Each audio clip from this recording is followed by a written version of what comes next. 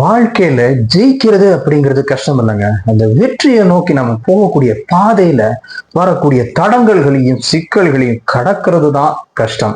அதை எப்படி கடக்கணும், அதை எப்படி ஹேண்டில் பண்ணி ஜெயிக்கணும் அப்படிங்கிறத உணர்த்தக்கூடிய ஒரு சுவாரஸ்யமான ஒரு சுவையான குட்டி கதையை தான் இன்னைக்கு பதிவுல நம்ம பார்க்க போறோம். அன்பு நண்பர்களுக்கு வணக்கம். இது தடம் யூடியூப் சேனல்.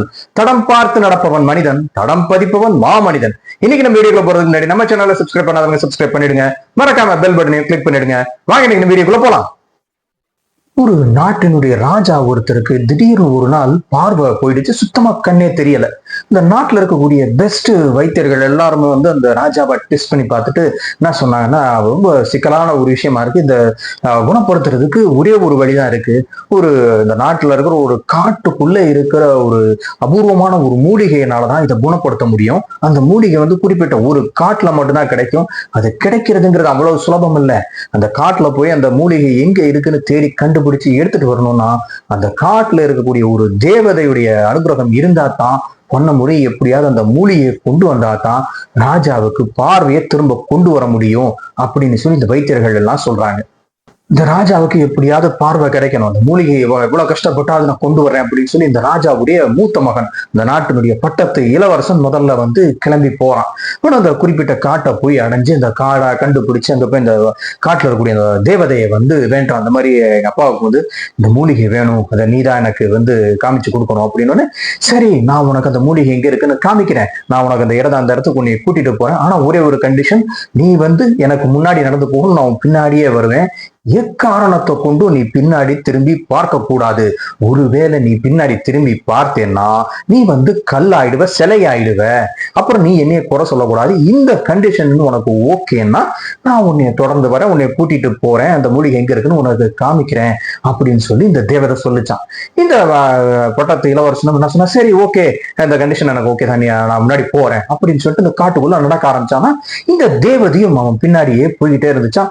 கொஞ்ச தூரம் காட்டுக்குள்ள போயிட்டே இருக்காங்க. திடீர்னு ஒரு ஸ்டேஜ்ல இந்த தேவதை பின்னாடி வந்துகிட்டு இருந்த அந்த கால் சவுண்ட், அந்த சலங்கை காலில் கட்டி இருக்க சலங்கையுடைய சவுண்டு கேட்கல.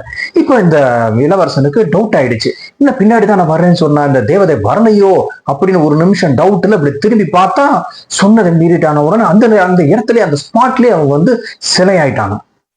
இந்த ராஜாவுடைய மூத்த மகன் அந்த பட்டத்து இளவரசன் மூலிகையை கொண்டு வரேன்னு போனவன ஆளையே காணோம், என்ன ஆனான்னே தெரியல, தகவலே இல்லையேன்னு தெரிஞ்சதும் இந்த ராஜாவுடைய இளைய மகன் சரி நான் போய் கொண்டு வரேன், அண்ணனுக்கு என்னன்னு பார்த்துட்டு இப்படி அந்த மூலிகை நான் கொண்டு வரேன் அப்படின்னு சொல்லிட்டு அந்த ராஜாவுடைய இரண்டாவது மகன் கிளம்பி போறான்.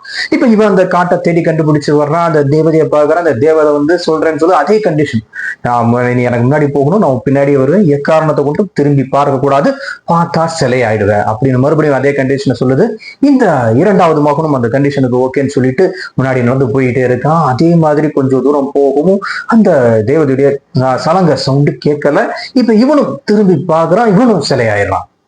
இந்த ராஜாவுடைய நிலைமை வேற மோசமாகிட்டே வருது. இந்த மூலிகை எடுக்க போனா ரெண்டு இளவரசர்களுடைய நிலவரம் என்ன அப்படிங்கிறதே தெரியல. இந்த அரண்மனையில் ஒரே பதற்றமா இருக்கு. இப்போ அந்த ராஜாவுடைய மூன்றாவது மகன், மூன்றாவது இளவரசன், சரி அண்ணனுங்களுக்கு என்னாச்சுன்னு கண்டுபிடிங்க, அப்பாவையும் எப்படியாவது காப்பாற்றணும், என்ன ஆனாலும் சரி இந்த மூலிகையோட தான் திரும்ப வருவேன் அப்படின்னு சொல்லி இவனும் ஒரு தீர்மானத்தோட கிளம்புறான். இவன் அந்த காட்டை கண்டுபிடிச்சு போறான். அந்த தேவதையை பார்க்கறான். அந்த தேவதையை அதே கண்டிஷனை சொல்லுது. இவனும் சரின்னு ஒத்துக்கிட்டு போறான். முன்னாடி நடந்து போறான். பின்னாடி அந்த தேவதை வந்துகிட்டே இருக்கு. அந்த மன்னன்களுக்கு நடந்த மாதிரியே கொஞ்சம் தூரத்துல அந்த சலங்க சவுண்டு நின்று போச்சு. ஆனா இவன் அதெல்லாம் கவனிக்கல, முன்னாடி நடந்து போயிட்டே இருந்தான். அப்படி கொஞ்சம் தூரம் நடந்து போயிட்டே இருக்கும். கொஞ்சம் தூரம் தள்ளி போகும். திடீர்னு ஒரு பயங்கரமான ஒரு சிரிப்பு சத்தம் கேட்டுச்சு. அசரல, அது பாட்டுக்கு நடந்து போயிட்டே இருந்தான். இன்னும் கொஞ்சம் தூரம் தள்ளி போனதுக்கு அப்புறம் திடீர்னு ஒரு பயங்கரமான ஒரு அலறல் சத்தம், அப்படியே உயிரை உறை வைக்கிற மாதிரியான ஒரு அலறல் சத்தம், ஒரு அப்படியே இல்லை அப்படின்னு சொல்ற மாதிரி ஒரு பயங்கரமான அலறல் சத்தம் கேட்குது. இவன் அப்பயும் நிக்கல, இவன் பாட்டுக்கு முன்னாடி நடந்து போய்கிட்டே இருந்தான். இப்படி எந்த மாதிரியான ஒரு சத்தம் கேட்டாலும், எந்த மாதிரியான ஒரு டிஸ்டர்பன்ஸ் டீவியேஷன் வந்தாலும் இவன் இதை பத்தி யோசிக்காம அவன் பாட்டுக்கு முன்னாடி நடந்து போய்கிட்டே இருந்தான். நடந்து போயிட்டு இருந்தேன்னு ஒரு ஸ்டேஜ்ல திடீர்னு ஒரு இடத்துக்கு வரவும் அப்ப அந்த தேவதை சொல்லிச்சான், இதுதான் நீ தேடி வந்த மூலிகை, நீ கரெக்டா அந்த இடத்துக்கு வந்துட்ட அப்படின்னு சொல்லி அந்த தேவதை அவன் முன்னாடி சொல்லிச்சான். இதுதான் நீ தேடி வந்த மூலிகை அப்படின்னு தேவதை அவன் முன்னாடி வந்து சொன்னப்போ, உண்மையிலேயே நான் தான் இந்த மூலிகையை உனக்கு காமிக்கிறேன்னு சொல்லி கூட்டிட்டு வந்தேன். ஆனா நிஜத்துல இந்த மூலிகையை நான் உனக்கு காட்டல, நீயா தான் இந்த மூலிகையை கண்டுபிடிச்சு வந்திருக்க. நான் இந்த காட்டுக்குள்ள வரும்போது உனக்கு விதிச்ச நிபந்தனை என்ன? நீ முன்னாடி போகணும், பின்னாடியே வருவேன், நீ பின்னாடி திரும்பி பார்க்க கூடாது அப்படின்னு. நான் உனக்கு எந்த இடத்துலயும் வழியும் சொல்லல, உன் பின்னாடி வர்றத ஒரு ஸ்டேஜ்ல எந்த விதமான இதுவும் சொந்த அறிகுறியும் உனக்கு தெரியல. ஆனாலும் நீ தேடி வந்திருக்க அப்படின்றப்போ உன்னுடைய மனசுல நீ வச்சிருந்த அந்த இலக்க அடையணும்னு வச்சிருந்த அந்த ஒரு அந்த அந்த ஒரு ஸ்ட்ரென்த் தான் உன்னை, அந்த மன உறுதி தான் இந்த மூலிகை கிட்ட உன்னை கொண்டு வந்திருக்கு. இந்த மன உறுதி உங்க அண்ணன்கள் 2 பேர்கிட்டையும் இல்லாததுனாலதான் அவங்க சிலையாகிட்டாங்க. நான் இந்த மூலிகை உனக்கு காமிச்சு கொடுக்கல, நீயா உன்னுடைய மனோ தினத்தாலதான் இந்த மூலிகையை நீ அடைஞ்சிருக்க அப்படின்னு சொல்லி அந்த தேவதை வந்து இந்த இளவரசனுடைய அந்த மன உறுதியை பாராட்டி அவங்க அண்ணனையும் மறுபடியும் அந்த சிலையில இருந்து மீட்டு மனிதர்களாக்கி கொடுத்துச்சு. வெற்றியை நோக்கிய பயணத்துல திடீர்னு எத்தனையோ தடைகளும் தடங்கல்களும் சிக்கல்களும் வரலாம். ஆனா உண்மையிலேயே மிகப்பெரிய தடங்கள் டிஸ்ட்ராக்ஷன் அப்படிங்கிறது நம்ம மனசுக்குள்ள இருந்தே வரும்.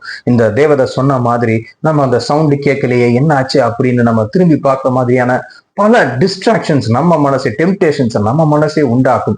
அது எதையும் கேட்காம அந்த 3வது இளவரசன் மாதிரி அவனுக்கு பொறுத்த வரைக்கும் அந்த மூலிகை கண்டுபிடிக்கணும், தன்னுடைய அப்பாவை குணப்படுத்தணும், அது மட்டும்தான் அவனுடைய டார்கெட் அப்படிங்கிறதுல ரொம்ப தெளிவா இருந்தான். அதனால வெளியே மத்த எந்த விஷயங்களும் அவனை டிஸ்ட்ராக்ட் பண்ணல.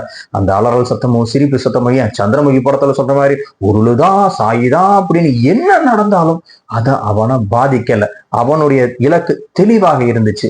அதே மாதிரி நாமளும் தெளிவாக இருந்த நம்ம மனசு ஏற்படுத்தக்கூடிய டெம்டேஷன்ஸையோ வெளியிருந்து வரக்கூடிய டிஸ்ட்ராக்ஷன்ஸையோ நாம வந்து பொருட்படுத்தாம நம்மளுடைய டார்கெட்டை நோக்கி கரெக்டா போனோம் அப்படின்னா நம்மளுடைய மனசும் அந்த விதியும் அந்த வாழ்க்கையும் நம்மள அந்த டார்கெட்டு கிட்ட சரியாக மிகச் சரியாக கொண்டு போய் சேர்த்துடும் அப்படிங்கிறது தான் இந்த கதை நமக்கு உணர்த்தக்கூடிய ஒரு பாடம்.